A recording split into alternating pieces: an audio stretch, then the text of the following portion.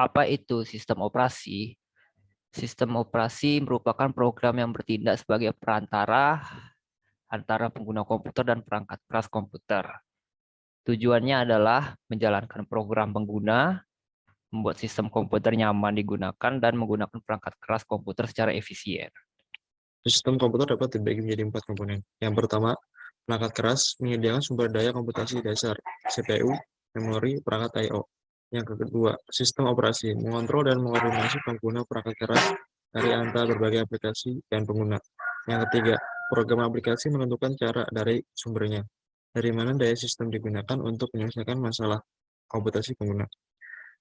Yang keempat, pengelola data, compiler, browser web, sistem database, game. Yang kelima, user atau pengguna, orang, mesin, atau komputer lain. Layout struktur CON untuk memulai operasi I/O itu driver perangkat memuat yang sesuai register dalam perangkat pengontrol. Perangkat pengontrol pada gilirannya memeriksa isinya. Dari ini, register menentukan tindakan apa yang harus diambil, seperti sebagai membaca sebuah karakter dari sebuah papan ketik. Pengontrol memulai transfer data dari perangkat ke lokalnya. Penyangga. Setelah transfer dari data selesai, perangkat pengontrol menginformasikan kepada driver perangkat melalui interaksi itu setelah selesainya operasi.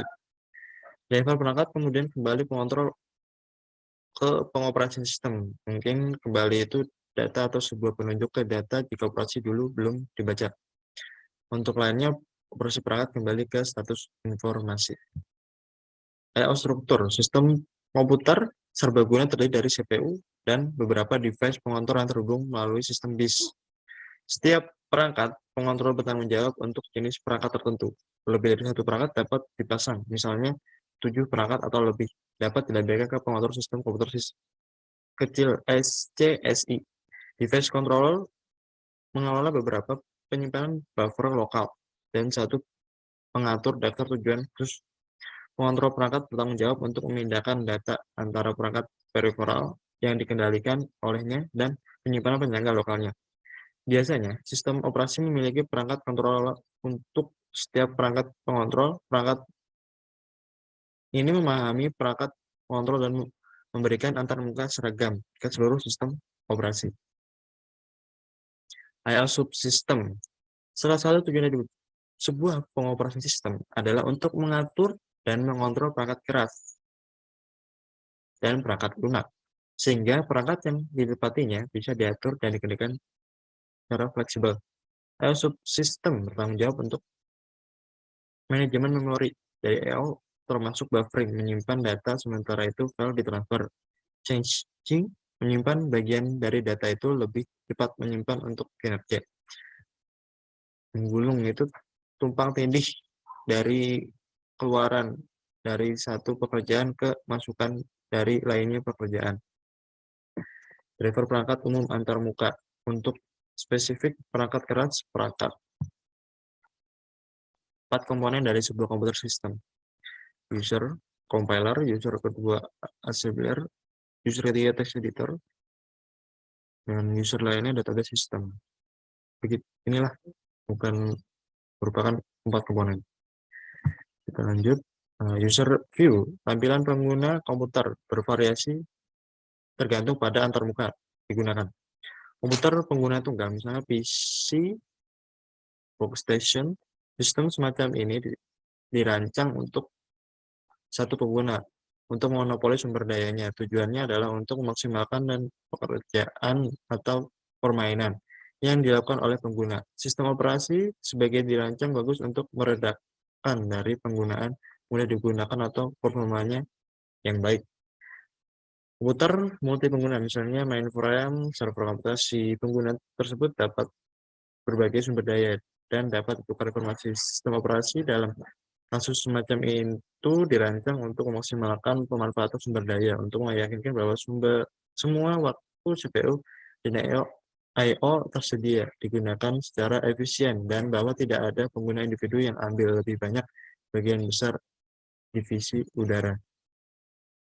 User view, genggam komputer, misalnya smartphone dan tabel antarmuka pengguna untuk komputer seluler umumnya dilengkapi menyentuh layar sistem ini miskin sumber daya, dan dioptimalkan untuk pengguna dan waktu pakai baterai.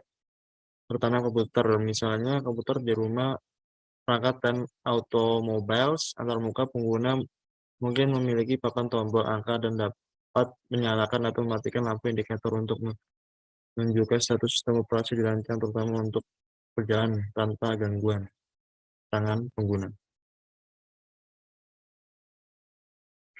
Sistem view. Dari sudut pandang komputer, sistem operasi adalah program yang paling terkait dengan perangkat keras. Ada dua pemandangan berbeda. Sistem operasi sebagai sumber pengalokasi, mengelola sumber daya, semua sumber daya. Memutuskan antara permintaan itu saling bertentangan untuk penggunaan sumber daya yang efisien dan adil. Sistem operasi disebut sebagai kontrol program, mengontrol pelaksanaan program untuk mencegah kesalahan dan penggunaan komputer. Itu tidak benar. Tidak ada definisi OS yang dapat diterima secara universal. Sistem operasi ada untuk menawarkan cara yang masuk akal untuk memecahkan masalah, menciptakan sistem komputasi yang dapat digunakan. Tujuan mendasar dari sistem komputer adalah untuk mengeksekusi program pengguna dan membuat penyelesaian masalah pengguna lebih mudah. Karena perangkat keras saja tidak mudah digunakan, program aplikasi dikembangkan. Program-program ini memerlukan operasi tertentu, seperti yang mengendalikan I/O. Fungsi umum mengendalikan dan mengalokasikan sumber daya disatukan menjadi satu perangkat lunak, yaitu sistem operasi. Sudut pandang sederhana adalah bahwa sistem operasi mencakup semua yang dikirimkan vendor saat Anda memesan sistem operasi. Fitur yang disertakan sangat bervariasi di seluruh sistem. Beberapa sistem membutuhkan ruang kurang dari 1 MB dan tidak memiliki editor layar penuh. Beberapa sistem juga membutuhkan ruang gigabyte dan seluruhnya didasarkan pada sistem Windows Wing grafis. Definisi yang lebih umum dan yang biasanya kita ikuti adalah bahwa sistem operasi adalah program yang berjalan setiap saat di komputer, atau biasanya sering disebut dengan kernel. Bersama dengan kernel, ada dua jenis program lain, yaitu sistem program dan program aplikasi. Munculnya perangkat seluler telah menghasilkan peningkatan jumlah fitur yang membentuk sistem operasi. Sistem operasi seluler sering mencakup tidak hanya inti kernel tapi juga middleware, seperangkat kerangka kerja perangkat lunak yang menyediakan layanan tambahan untuk pengembang aplikasi. Sebagai contoh, masing-masing dari dua sistem operasi seluler yang paling menonjol adalah iOS dan Google Android. Fitur kernel inti bersama dengan middleware yang mendukung database, multimedia, dan grafik, untuk menyebutkan hanya beberapa. Ini merupakan evolusi dari sistem komputer.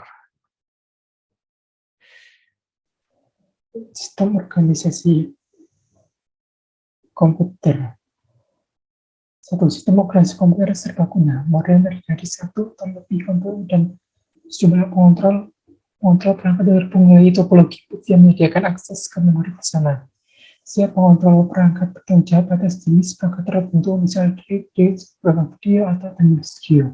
Setiap pengontrol perangkat milik buffer lokal, jika memindahkan data dari ke memori data ke memori utama atau buffer ke lokal.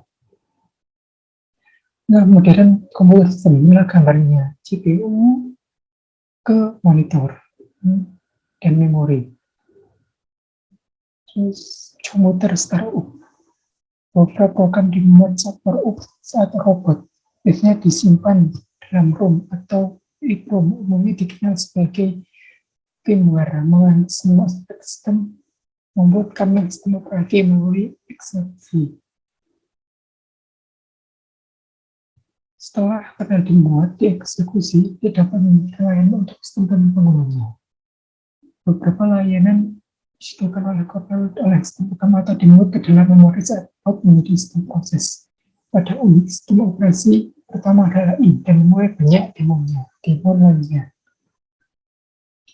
Setelah fase ini, sistem akan sepenuhnya potong sistem menunggu beberapa proses terjadi. Perjalanan suatu peristiwa berhenti ditandai oleh interpunksi. interrupts. Ada dua jenis interrupts perangkat. Satu perangkat keras, dua perangkat lunak. Perangkat keras adalah perangkat yang dapat memicu interupsi dengan mengirimkan sinyal ke CPU dan menembus perangkat lunak. Ini dengan menjalankan operasi khusus disebut step child. Nah, interupsi yang disebut oleh perangkat lunak kadang-kadang disebut step atau disebabkan oleh miss dengan nol. Sistem operasi itu interupsi. Common penjadian of interrupts. Ketika terjadi interupsi, sistem operasi memperhatikan status CPU dan menyimpan register dan menghitung program. Beberapa jenis interupsi yang telah terjadi monitor kontrol ke layan rutin interupsi. Layan rutin interupsi adalah kumpulan rute atau modul yang masing-masing menangani satu interupsi tertentu, seperti printer, disk, dan sebagainya. Sebenarnya transfer memiliki vektor interupsi yang berjalan rutinitas layanan, ya, dan arsitektur interupsi harus menyimpan alamat dan interupsi secara putus. Inilah gambar interrupt domain, CPU dan IOE definite. Dan ini gambar interrupt definite UCL, ya. CPU resume register, nanti, nah ini gambarnya. Terus ini adalah tabel Intel Vector Processor Event tabel. Vektor nomor ada nomornya dari 0 dari 365. 0 dengan error 1 diambil dari sendiri, itu sampai 32 sampai 25 adalah kabel interrupts. Storage structure terbagi menjadi 3 jenis, yaitu memori utama, penyimpanan sekunder, dan penyimpanan tersier.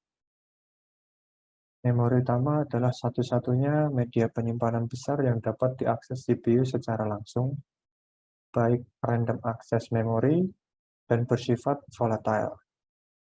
Penyimpanan sekunder adalah ekstensi memori utama yang menyediakan kapasitas penyimpanan non-volatile besar. Contoh hard disk dari plat logam atau kaca kaku yang dilapisi dengan bahan rekaman magnetik. Kedua, permukaan disk secara logis dibagi menjadi track yang dibagi lagi menjadi beberapa sektor. Pengontrol disk menentukan interaksi logis antara perangkat dan komputer. Keempat, solid state disk lebih cepat dari hard disk, non-volatile, banyak teknologi, dan menjadi lebih populer. Yang ketiga, penyimpanan tersier. Definisi storage adalah unit dasar penyimpanan komputer. Bit dapat berisi salah satu dari dua nilai 0 dan 1. Semua penyimpanan lain di komputer didasarkan pada koleksi bit. 1 byte adalah 8 bit, dan pada sebagian besar komputer itu adalah bagian terkecil dari penyimpanan yang nyaman. Istilah yang kurang umum adalah kata yang merupakan unit data asli arsitektur komputer yang diberikan sebuah kata terdiri dari satu atau lebih byte. Penyimpanan komputer bersama dengan kebanyakan throughput komputer umumnya diukur dan dimanipulasi dalam byte dan koleksi byte.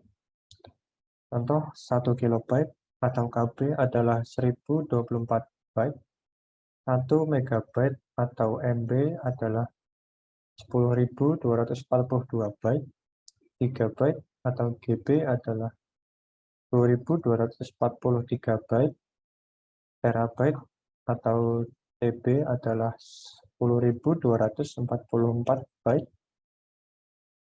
Yang kelima, petabyte atau PB adalah 10.245 byte, dan ada exabyte, zettabyte, dan yottabyte.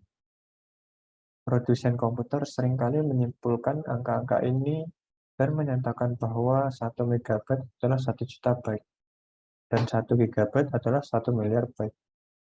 Pengukuran jaringan adalah pengecualian dari aturan umum ini. Ukuran tersebut diberikan dalam bit karena jaringan memindahkan data sedikit demi sedikit. Hierarki storage. Hierarki storage adalah sistem penyimpanan diatur dalam hierarki, yaitu kecepatan, biaya, dan keringanan. Caching. Menyalin informasi dari penyimpanan lambat ke sistem penyimpanan yang lebih cepat. Contoh, memori utama dapat dilihat sebagai cache untuk penyimpanan sekunder. Kemudian ada device driver untuk mengontrol perangkat dalam mengelola I/O.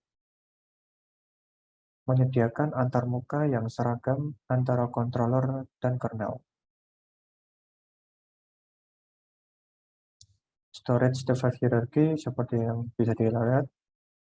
Yang pertama ada register, cache, dan main memory sebagai primary storage. Kemudian secondary storage ada non-volatile memory dan magnetic disk. Dan yang terakhir adalah tertiary storage, yaitu optical disk dan magnetic tapes.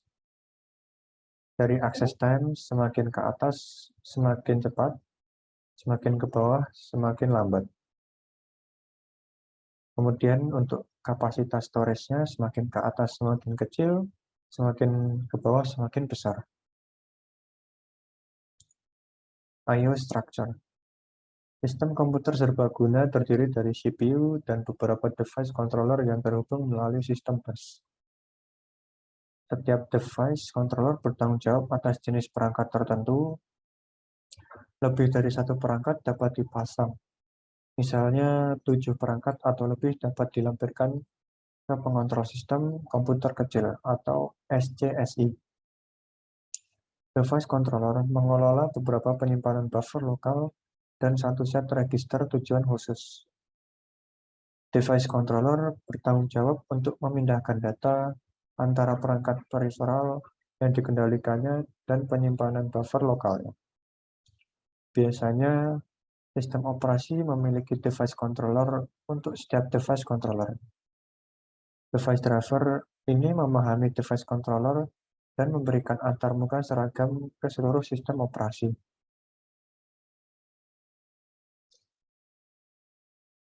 To start an I/O operation, the device driver loads the appropriate register within the device controller.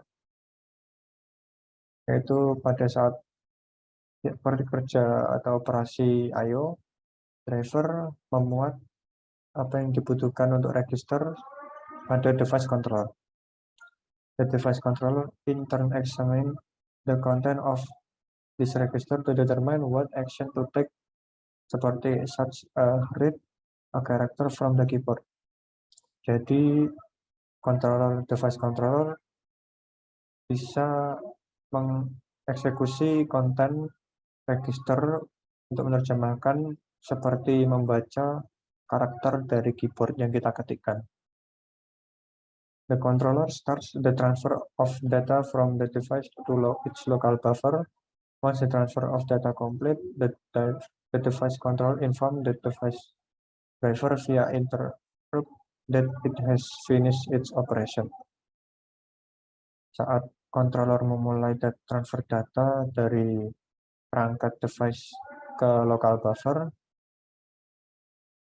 pertama saat transfer data selesai, device controller menginformasikan ke driver device melalui interrupt kalau itu sudah selesai. Kemudian the device driver then return control to the operating system, possibly returning the data or a pointer to the data if the operation was a read. Device driver kembali mengembalikan informasi ke kontrol untuk operating system, memungkinkan data atau pointer jika operasinya adalah membaca. For other operation, the device driver returns status information. Untuk operasi lainnya, device driver kembali ke status informasi. Direct memory access structure. Interrupt driven I/O akan untuk memindahkan sejumlah data, tapi dapat menghasilkan overhead yang tinggi ketika digunakan untuk pergerakan data massal seperti disk I/O. Untuk mengatasi masalah ini, Direct Memory Access atau DMA akan digunakan. Setelah mengatur buffer, pointer, dan penghitung untuk perangkat I/O, device controller mentransfer seluruh blok data secara langsung ke atau dari penyimpanan buffernya sendiri ke memori, tanpa intervensi oleh CPU. Hanya satu interupsi yang dihasilkan per blok untuk memberitahu device driver bahwa operasi telah selesai. Sementara device controller melakukan operasi ini, CPU tersedia untuk menyelesaikan pekerjaan lain. Beberapa sistem high-end menggunakan switch yang menyerupai arsitektur bus. Pada sistem ini, banyak komponen yang dapat berbicara ke komponen lain secara bersamaan, daripada bersaing untuk siklus pada share bus. Dalam hal ini, DMA bahkan lebih efektif. Gambar di slide berikutnya menunjukkan interaksi semua komponen sistem komputer. Nah, cara komputer modern bekerja. Arsitektur von Neumann dan menggambarkan interaksi semua komponen sistem komputer. Ada CPU, interaksi data dan ada di memori, kemudian ada device. Device mengirim data, kemudian menginterrupt CPU execution, kemudian I/O request ke device, kemudian DMA saling request dan return untuk instruksi dan data, kemudian cache, instruction, execution cycle, dan data movement. Komputer sistem arsitektur. Pertama kita mulai dari pengertian komputer sistem arsitektur. Menurut Barani Fahri dan kawan-kawan dalam buku Arsitektur dan Organisasi Komputer, arsitektur komputer adalah konsep perencanaan serta struktur pengoperasian dasar dari sebuah sistem komputer. Arsitektur komputer juga dapat diartikan sebagai ilmu yang mempelajari tentang cara menghubungkan berbagai komponen perangkat keras hingga terbentuklah sebuah komputer. Nah, ada 3 sistem komputer berdasarkan prosesornya. Yang pertama, single processor system, yang kedua, multiprocessor system, dan yang ketiga, cluster system. Mari kita mulai dari single processor system. Pada single processor system, one main CPU capable of executing a general purpose instruct set including instruction from user processes. Jadi, pada single processor system ini ada satu CPU utama yang mengeksekusi perintah-perintah umum maupun perintah dari usernya. Dan yang kedua, other special purpose processor are also present which perform device specific tasks. Nah, maksud dari special purpose processor di sini adalah dalam sebuah PC ada device-device yang mendukung seperti keyboard maupun mouse dan yang lainnya. Nah, kita ambil contoh pada keyboard. Pada keyboard ada satu microprocessor yang dimana bertugas hanya untuk mengirimkan kode dari keyboard tersebut ke dalam PC kita. Sebagai contoh, jika saya mengetikkan huruf S, maka microprocessor ini akan mengirimkan kode kepada PC agar PC kita itu mengerti bahwa saya sedang mengetikkan huruf S. Begitu. Yang kedua ada multiprocessor system. Multiprocessor system, also known as parallel system or tightly coupled system, has 2 or more processor in close communication, sharing the computer bus and sometimes the clock, memory, and peripheral device. Nah, pada multiprocessor system biasa dikenal juga dengan parallel system atau tightly coupled system. Pada multiprocessor system juga memiliki 2 atau lebih dari prosesor yang bisa bekerja bersama untuk berkomunikasi, sharing clock, memory, maupun device. Keuntungan dalam memakai multiprocessor system itu ada 3, yaitu increased throughput, economy of scale, dan increased reliability. Nah, untuk increased throughput ini, yang akan terjadi jika kita menggunakan multiprocessor system adalah performa PC kita akan meningkat. Jawabannya simpel karena kita menggunakan 2 atau lebih prosesor. Dan yang kedua ada economy of scale. Kenapa bisa dibilang multiprocessor ini lebih murah? Dikarenakan pada multiprocessor system, prosesor yang bisa kita gunakan itu bisa berbeda-beda dengan single processor system. Jika kita menggunakan satu prosesor, maka di single processor system juga harus menggunakan prosesor yang sama. Berbeda dengan multiprocessor ini. Makanya multiprocessor system ini bisa dibilang lebih murah. Dan yang ketiga ada increased reliability. Nah, yang dimaksud increased reliability ini adalah pada multiprocessor system, apabila ada satu prosesor yang rusak ataupun tidak bekerja, maka prosesor yang lain bisa membackup ataupun bisa menggantikan tugasnya. Begitu. Nah, pada multiprocessor system ada 2 jenis atau ada 2 tipe. Yang pertama, symmetric multiprocessing dan asymmetric multiprocessing. Pada symmetric multiprocessing, semua prosesornya itu bekerja untuk tugas yang sama. Sebagai contoh yang ada di gambar, CPU 1, CPU 2, dan CPU 3 sama-sama bekerja untuk P1, P2, dan P3. Sedangkan pada asymmetric multiprocessing, ada satu prosesor yang berperan sebagai master.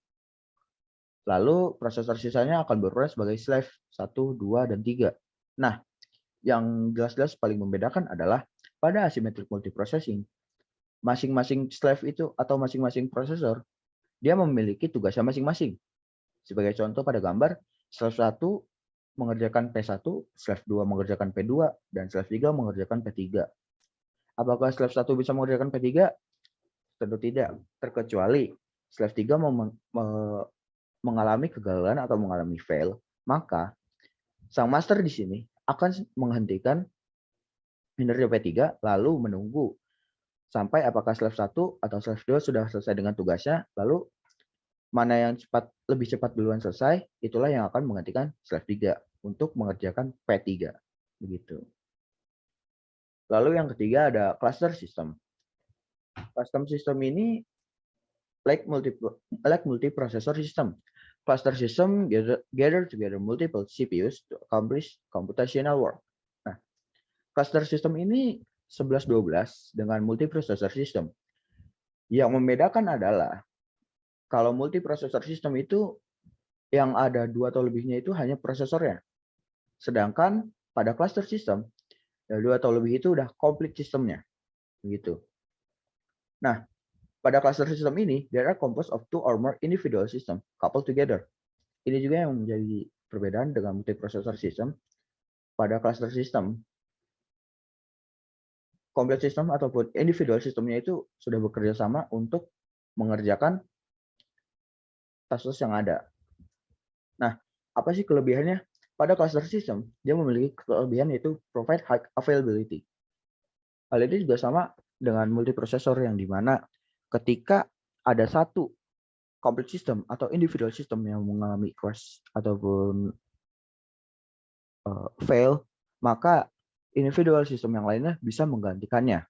Nah, pada cluster system juga memiliki 2 struktur, yaitu asymmetrically dan symmetrically. Asymmetrically, one machine in hot standby mode and the other run application. Nah, pada asymmetrically ada satu mesin yang tetap dalam kondisi mode standby mode dan mesin-mesin yang lain itu menjalankan aplikasinya. Sedangkan pada symmetrically, 2 or more hosts run application and monitor each other. Pada symmetrically, 2 atau lebih mesin itu atau individual system bekerja bersamaan dan saling memonitoring satu sama lain. Dari sini kita sudah bisa menyimpulkan bahwa symmetrically lebih efisien maupun lebih bagus daripada asymmetrically. Ini adalah gambar dari contoh cluster system. Lanjut ada multi-core system. Nah, sebagian besar desain CPU sekarang mencakup beberapa core komputasi pada satu chip. Sistem multiprosesor seperti itu disebut multi-core. Sistem multi-core ini dapat lebih efisien daripada banyak chip dengan core tunggal. Hal ini dikarenakan yang pertama, komunikasi on-chip lebih cepat daripada komunikasi antar chip. Yang kedua, satu chip dengan banyak core menggunakan daya yang jauh lebih kecil daripada banyak chip single core. Hal ini menjadi masalah yang penting untuk para pengguna laptop dan juga perangkat mobile. Dan satu hal yang harus menjadi catatan adalah sistem multi-core sudah pasti menjadi sistem multiprosesor, sedangkan tidak semua sistem multiprosesor adalah multi-core. Begitu. Ini adalah contoh sistem multi-core yang memiliki dual core pada satu prosesor. Mari kita lanjut. Ada multi-program system. Nah, pengguna tunggal atau user tidak dapat membuat perangkat CPU dan I/O sibuk setiap saat. Multi-programming mengatur pekerjaan kode dan data sehingga CPU selalu memiliki satu untuk dieksekusi, entah itu kode maupun data. Bagian dari total pekerjaan dalam sistem disimpan di dalam memori. Lalu ada sistem batch. Yang pertama yaitu satu pekerjaan dipilih dan dijalankan melalui penjadwalan pekerjaan. Dan yang kedua, ketika harus menunggu untuk I/O misalnya, operating system beralih ke pekerjaan lain. Nah, lalu ada sistem interaktif. Perpanjangan logis dari sistem batch, CPU sering berpindah pekerjaan sehingga pengguna dapat berinteraksi dengan setiap pekerjaan saat sedang berjalan. Ya, hal ini dapat menciptakan komputasi interaktif. Nah, lalu ada interactive system. Interactive system memiliki waktu respon yang seharusnya kurang dari 1 detik. Lalu setiap pengguna atau user memiliki setidaknya satu program yang bisa dieksekusi di memori. Program seperti itu disebut sebagai proses. Jika beberapa proses siap dijalankan secara bersamaan, maka kita memiliki penjadwalan CPU. Lalu jika proses tidak muat dalam memori, maka swapping akan memindahkannya masuk dan keluar untuk dijalankan. Lalu ada memori virtual yang memungkinkan eksekusi proses tidak sepenuhnya dalam memori. Ini adalah contoh dari memori layout untuk multi-program system. Bagian manajemen sistem operasi, mulai dari manajemen proses, manajemen memori, manajemen file, manajemen input-output, dan manajemen penyimpanan sekunder. Untuk yang pertama, manajemen proses. Proses adalah sebuah program yang sedang dieksekusi oleh sistem dan merupakan unit kerja terkecil yang memiliki sumber daya dan dijadwalkan oleh sistem operasi. Sedangkan program adalah kumpulan instruksi yang ditulis ke dalam bahasa yang dimengerti oleh sistem operasi. Sebuah proses membutuhkan sejumlah sumber daya untuk menyelesaikan tugasnya. Sumber daya tersebut dapat berupa CPU time, alamat memori, file, dan perangkat-perangkat input-output. Sistem operasi mengalokasikan sumber daya tersebut saat proses itu dibuat atau sedang dijalankan. Dan ketika proses tersebut berhenti, sistem operasi akan mengambil kembali semua sumber daya tadi agar bisa digunakan kembali oleh proses lainnya. Aktivitas manajemen proses. Yang pertama, membuat dan menghapus proses pengguna dan sistem proses, di mana sistem operasi akan mengalokasikan sumber daya yang dibutuhkan oleh sebuah proses, kemudian mengambil sumber daya itu kembali setelah proses tersebut selesai, agar dapat digunakan untuk proses lainnya. Yang kedua, menunda atau melanjutkan proses.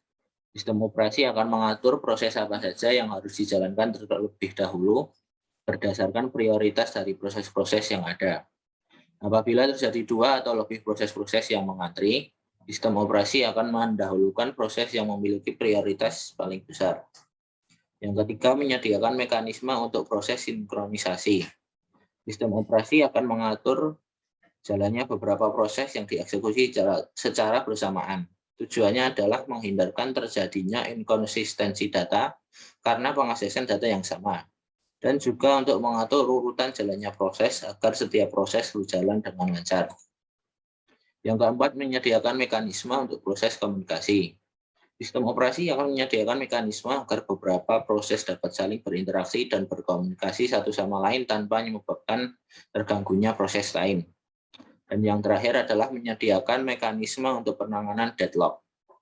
Deadlock adalah suatu keadaan di mana sistem seperti terhenti karena setiap proses memiliki sumber daya yang tidak bisa dibagi dan menunggu untuk mendapatkan sumber daya yang sedang dimiliki oleh proses lain. Manajemen yang kedua adalah manajemen memori. Memori adalah sebuah array yang besar dari word atau byte yang ukurannya mencapai ratusan, ribuan, atau bahkan jutaan. Setiap word atau byte mempunyai alamat tersendiri. Memori yang ada di komputer disusun dengan tingkatan kecepatan dan kapasitas yang berbeda. Memori yang memiliki kecepatan sama dengan kecepatan prosesor memiliki kapasitas yang lebih kecil. Sedangkan memori yang kecepatannya jauh di bawah kecepatan prosesor memiliki kapasitas yang lebih besar. Memori sendiri berfungsi sebagai tempat penyimpanan instruksi atau data yang akses datanya digunakan oleh CPU dan perangkat input-output. Memori sendiri termasuk tipe penyimpanan data yang bersifat volatile atau tidak permanen, di mana data akan hilang jika komputer dimatikan. Sistem operasi memiliki tugas untuk mengatur bagian memori yang sedang digunakan dan mengalokasikan jumlah alamat memori yang diperlukan, baik untuk program yang akan berjalan maupun untuk sistem operasi itu sendiri. Tujuan dari manajemen memori adalah agar utilitas CPU meningkat dan untuk meningkatkan efisiensi pemakaian memori. Terdapat dua jenis manajemen memori, yaitu yang pertama manajemen memori statis, di mana pemartisian bersifat statis, jumlah, lokasi, dan ukuran proses di memori tidak beragam sepanjang waktu secara tetap. Yang kedua manajemen memori dinamis, di mana pemartisian bersifat dinamis, jumlah, lokasi, dan ukuran proses di memori dapat beragam sepanjang waktu secara dinamis. Manajemen memori berdasarkan alokasi memori. Yang pertama, alokasi memori berurutan. Pada alokasi memori berurutan, setiap proses menempati satu blok tunggal lokasi memori yang berurutan. Kelebihannya bersifat sederhana, tidak ada rongga memori bersebaran, dan proses berurutan dapat dieksekusi secara cepat. Yang kedua, alokasi memori tak berurutan. Program atau proses ditempatkan pada beberapa segmen berserakan, tidak perlu saling berdekatan atau berurutan, dan biasanya digunakan untuk lokasi memori maya sebagai lokasi page to page.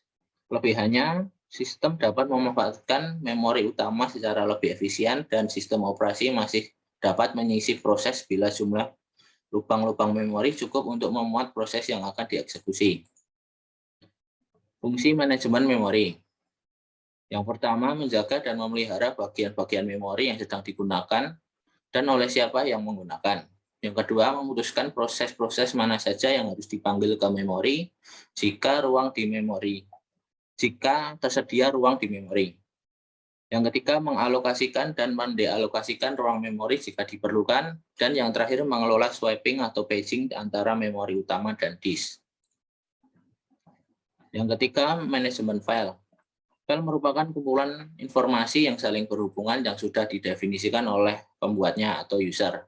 Biasanya, file berupa program, baik dalam bentuk source maupun objek. Sistem operasi harus dapat melakukan operasi-operasi pada file seperti membuka, membaca, menulis, dan menyimpan file tersebut pada sarana penyimpanan. Oleh karena itu, sistem operasi harus dapat melakukan operasi file dengan baik. Fungsi manajemen file. Yang pertama, membuat file. File yang dibuat akan diletakkan pada direktori.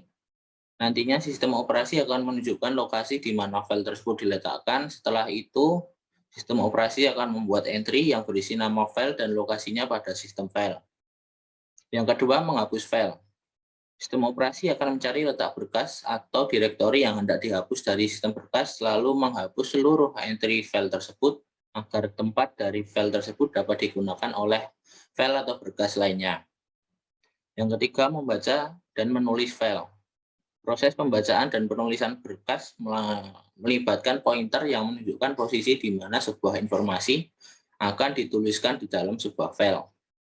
Yang keempat, pemetaan file ke memori sekunder. Sistem operasi akan mengatur lokasi fisik tempat penyimpanan berkas pada sarana penyimpanan sekunder. Yang kelima, membackup file ke media penyimpanan yang stabil atau non-volatile. Penyalinan berkas ke media penyimpanan lain sebagai cadangan dan digunakan untuk memulihkan berkas jika terjadi kerusakan pada berkas atau file yang asli. Yang keempat, manajemen input-output. Manajemen sistem input-output merupakan aspek perancangan sistem operasi yang terluas karena sangat beragamnya perangkat dan begitu banyaknya aplikasi dari perangkat-perangkat itu, sehingga membuat manajemen input-output menjadi komponen yang penting bagi sebuah sistem operasi. Sistem operasi juga sering disebut device manager karena sistem operasi mengatur berbagai macam perangkat atau device. Fungsi dari manajemen input-output. Yang pertama, mengirim perintah ke perangkat input-output agar menyediakan layanan. Yang kedua, menangani interupsi perangkat input-output. Yang ketiga, menangani kesalahan perangkat input-output. Yang keempat, menyediakan interface ke pemakai atau user. Komponen sistem input-output. Yang pertama, penyanggaan atau buffering. Buffering adalah proses melembutkan lonjakan-lonjakan kebutuhan pengaksesan input-output sehingga dapat meningkatkan efisiensi dan kinerja sistem operasi. Yang kedua, penjadwalan, scheduling, yaitu melakukan penjadwalan pemakaian sistem input-output supaya lebih efisien. Yang ketiga, spooling, yaitu meletakkan suatu pekerjaan program pada buffering agar setiap perangkat dapat mengaksesnya saat perangkat tersebut siap. Yang keempat, menyediakan driver perangkat umum. Driver digunakan agar sistem operasi dapat memberi perintah untuk melakukan operasi pada perangkat keras input-output yang umum, seperti optical drive atau hard disk, media penyimpanan sekunder, dan layar monitor. Yang kelima, menyediakan driver perangkat khusus.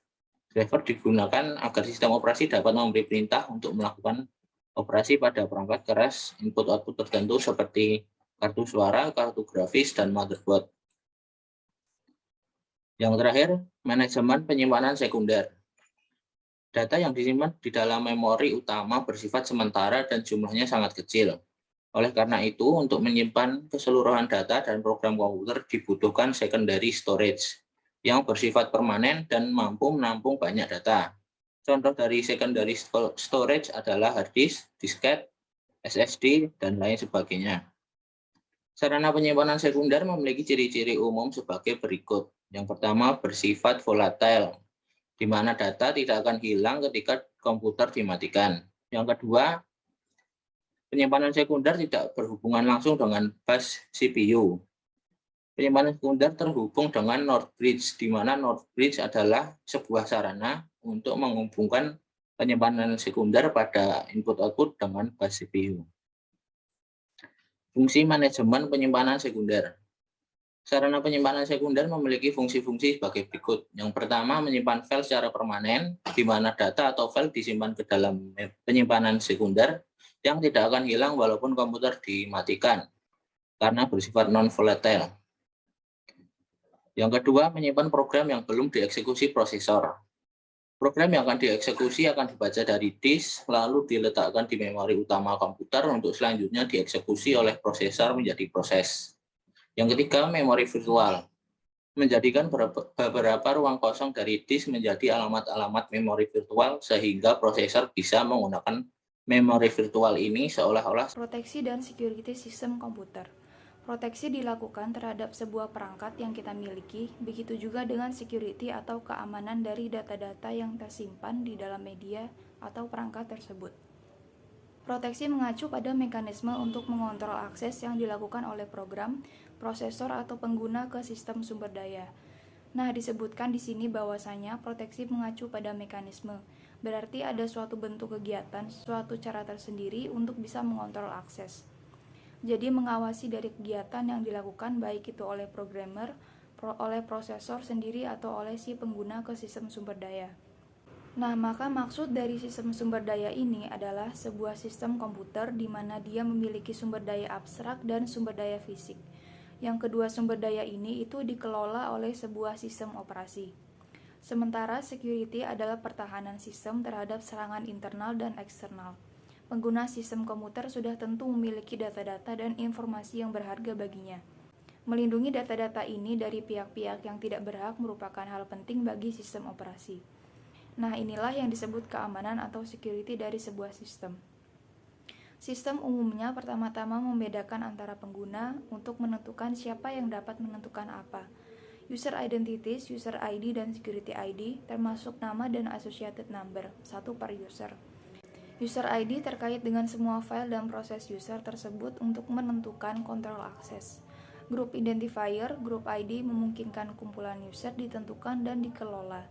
Kemudian juga dikaitkan dengan setiap proses. Privilege escalation memungkinkan user untuk mengubah ke ID efektif dengan lebih banyak ketentuan. Virtualization atau virtualisasi. Secara sederhana, teknologi ini bisa kita gunakan untuk membuat sebuah komputer di dalam komputer. Dengan teknologi virtualisasi, kita akan bisa membuat komputer virtual di dalam komputer yang sebenarnya atau komputer fisik. Sehingga nantinya kita bisa menginstal sistem operasi lainnya ke dalam komputer virtual tersebut. Emulasi tidak sama dengan virtualisasi.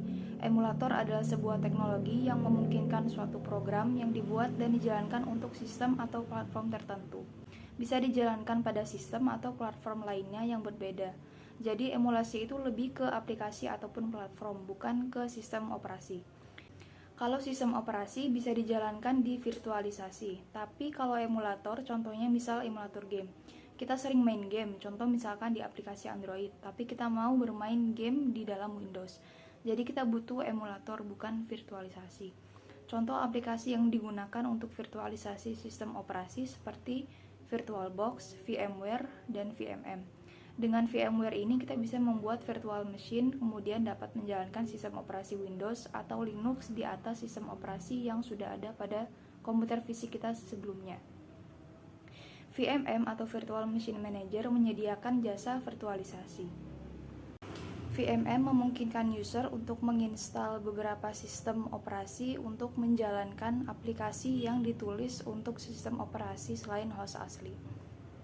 Laptop Apple yang menjalankan macOS X menghosting Windows sebagai guest atau tamu, mengembangkan aplikasi untuk banyak OS tanpa harus memiliki banyak sistem, menguji aplikasi tanpa memiliki banyak sistem, menjalankan dan mengelola lingkungan komputasi dalam data pusat.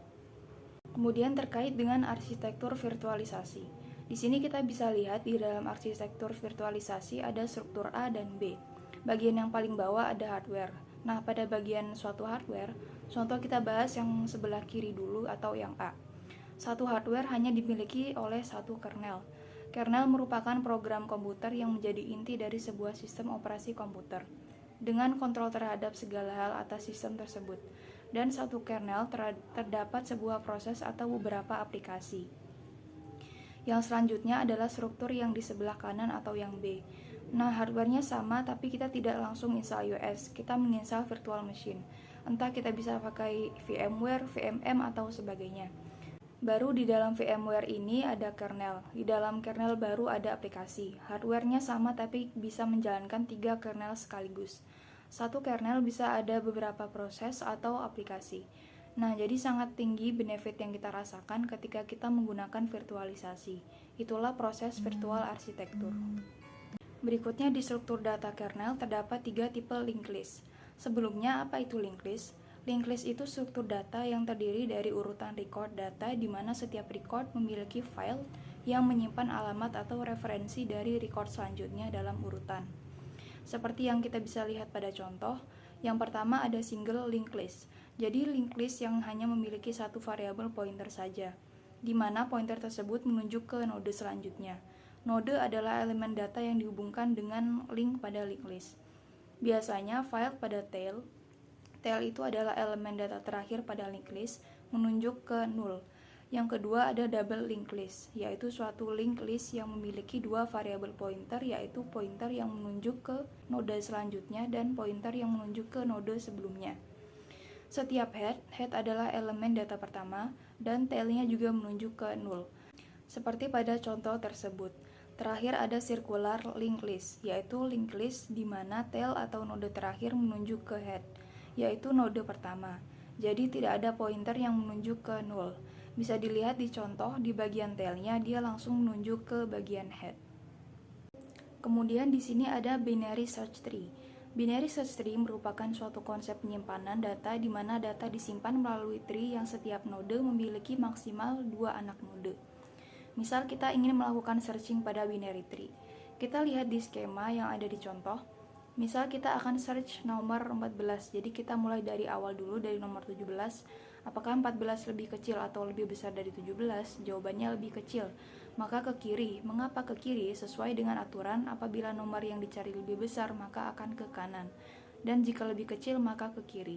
Sekarang kita jabarkan lagi 14 dengan 12. Apakah 14 lebih kecil dari 12? Jawabannya tidak. Berarti lebih besar, berarti kanan. Nah, di sini kita akan jabarkan lagi apakah 14 sama dengan 14. Ya, maka kita dapatkan 14. Begitu juga dengan yang lainnya. Kemudian di slide berikutnya, hash function dapat membuat hash map. Hash map adalah sebuah kelas yang berisi sekumpulan pasangan nilai atau value dan kunci atau key. Nilai bisa dalam bentuk string, integer, boolean, float, double, dan objek. Sedangkan untuk key biasanya dalam bentuk string dan integer. Hashmap bisa dibilang seperti array asosiatif dalam Java. Bitmap, string, and digit biner yang mewakili status and item. Struktur data Linux didefinisikan dalam include files, Linux list.h, Linux cavivo.h, dan Linux rb3.h. Computing environment atau lingkungan komputasi. Apa itu lingkungan komputasi? Lingkungan komputasi adalah suatu lingkungan di mana sistem komputer digunakan. Kemudian, lingkungan komputasi dapat dikelompokkan menjadi 4 jenis, yaitu komputasi tradisional, komputasi berbasis sistem jaringan, komputasi embedded atau tertanam, kemudian komputasi GRI untuk bisnis atau terdistribusi. Komputasi tradisional. Apa itu komputasi tradisional? Komputasi tradisional adalah penggunaan komputer desktop untuk pemakaian pribadi di kantor atau di rumah. Namun, seiring dengan perkembangan teknologi, maka komputasi tradisional sekarang sudah meliputi penggunaan teknologi jaringan yang diterapkan mulai dari desktop hingga sistem genggaman atau mobile.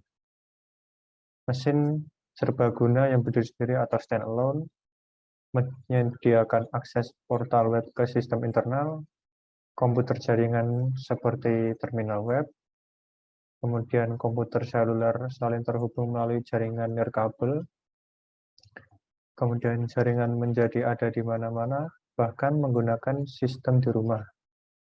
Yang terakhir adalah penggunaan firewall untuk melindungi komputer rumah dari serangan hacker atau internet yang beredar. Komputasi mobile. Komputasi mobile adalah desain transmisi data, suara, atau informasi media lainnya seperti video tanpa menggunakan media perambat fisik atau kabel. Terhubung dan saling berkomunikasi melalui gelombang radio. Perangkat seluler dapat terhubung dengan memanfaatkan konektivitas tanpa kabel pada perangkatnya melalui akses Wi-Fi. Apa perbedaan fungsional antara mereka dan tradisional? Laptop. Nah, seperti fitur tambahan, lebih banyak fitur OS, GPS, Waze. Memungkinkan jenis aplikasi baru seperti augmented reality atau AR. Penggunaan jaringan nirkabel IEEE 802.11 atau jaringan data seluler untuk konektivitas, dan leadernya adalah Apple iOS dan Google Android. Komputasi terdistribusi. Apa itu? Sistem komputasi yang memiliki pemrosesan yang terjadi pada komputer yang berbeda pada sistem terdistribusi. Program individu berkomunikasi satu sama lain melalui serangkaian saluran komunikasi pada jaringan. Jaringan adalah jalur komunikasi dengan TCP atau IP yang paling umum adalah jaringan area lokal atau LAN, jaringan area luas WAN, jaringan area metropolitan atau MAN, jaringan area pribadi atau PAN. Sistem operasi jaringan menyediakan fitur untuk memungkinkan berbagi data antar sistem melalui jaringan. Seperti skema komunikasi memungkinkan sistem untuk bertukar pesan dan ilusi sistem tunggal. Komputasi client server adalah program komputer atau perangkat yang menyediakan fungsionalitas untuk program atau perangkat lain yang disebut klien. Arsitektur ini disebut model client server dan satu komputasi keseluruhan didistribusikan di beberapa proses atau perangkat. Nah, seperti banyak sistem sekarang, server menanggapi permintaan yang dihasilkan oleh klien. Sistem server komputasi ini menyediakan antarmuka ke klien untuk meminta layanan seperti basis data. Sistem file server menyediakan antarmuka bagi klien untuk menyimpan dan mengambil file. Seperti gambar yang ada di kanan, klien bisa terdiri dari desktop, laptop, maupun mobile yang terhubung ke jaringan internet untuk melakukan request kepada server, kemudian meminta apa yang kalian minta dan server akan meninjau balik.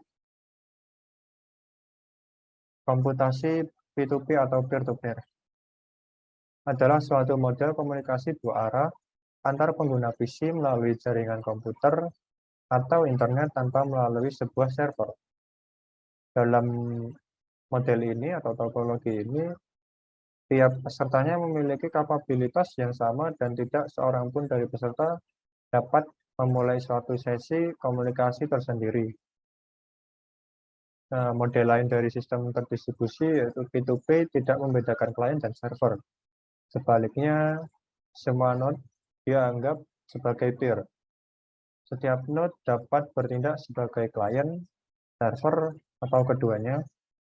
Node harus bergabung dengan jaringan P2P atau peer-to-peer dengan cara mendaftarkan layanannya dengan layanan pencarian pusat di jaringan atau menyiarkan permintaan layanan dan tanggapi permintaan layanan melalui protokol penemuan.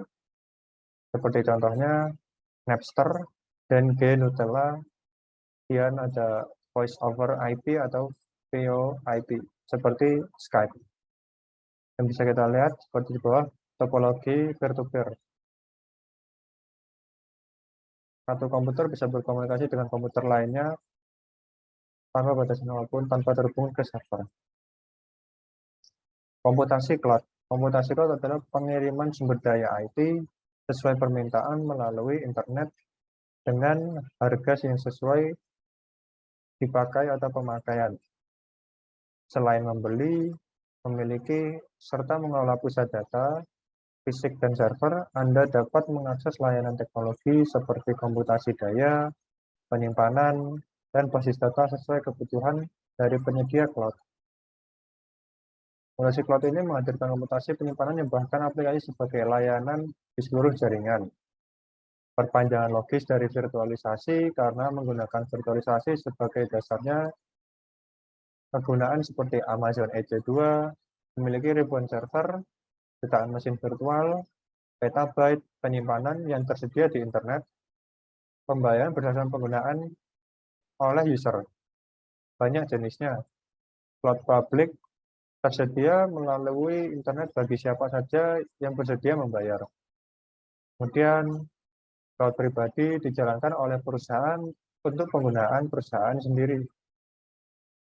Cloud hybrid mencakup komponen cloud public dan private. Ada lagi server as a service atau SaaS, satu atau lebih aplikasi tersedia melalui internet, yaitu pengolah data. Kemudian platform as a service atau PaaS, tumpukan perangkat lunak yang siap digunakan aplikasi melalui internet seperti server basis data. Dan terakhir, infrastruktur as a service atau IaaS seperti server atau penyimpanan tersedia melalui internet, yaitu penyimpanan tersedia untuk penggunaan cadangan atau backup. Lingkungan komputasi awan atau cloud yang tersedia dari OS tradisional seperti Flash VMM, ditambah alat manajemen cloud. Konektivitas internet memerlukan keamanan seperti firewall dan penyeimbang beban menyebarkan lalu lintas ke beberapa aplikasi. Seperti yang ada di kanan, cloud computing bisa kita request melalui tablet, network, server, laptop, smartphone, dan mobile untuk mengakses database yang ada di cloud. Kemudian, seperti yang bawah, internet, customer request melalui internet, kemudian cloud customer menerima request melalui firewall, cloud management command atau perintah dari cloud, kemudian mengakses salah satu melalui storage, virtual machine server, atau beberapa lainnya. Dan terakhir, komputasi real time atau waktu nyata. Kondisi pengoperasian dari suatu sistem perangkat keras dan perangkat lunak yang dibatasi oleh rentang waktu dan memiliki tenggat waktu atau deadline yang jelas. Hal ini relatif terhadap waktu suatu operasi yang sedang terjadi. Seperti sistem tertanam real-time, bentuk komputer yang paling umum adalah sangat bervariasi, ada tujuan khusus, OS terbatas, dan real-time OS. Serta tujuannya untuk perluasan. Banyak lingkungan komputasi khusus lainnya juga. Beberapa memiliki OS, beberapa melakukan tugas tanpa OS.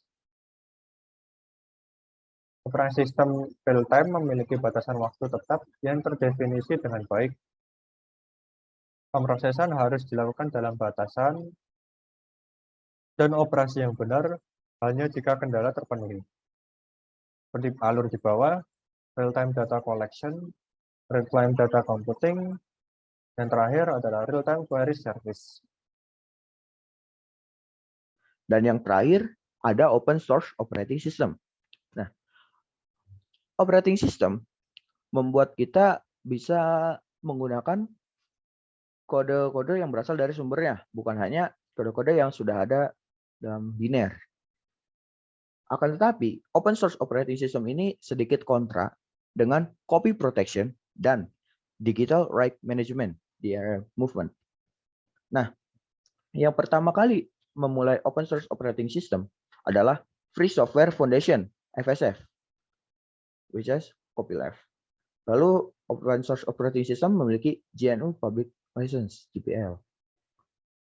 Sebagai contoh dari open source operating system adalah GNU atau Linux yang sedang kita pelajari saat ini, dan BSD Unix, termasuk kode dari Mac OS X, dan masih banyak contoh yang lainnya.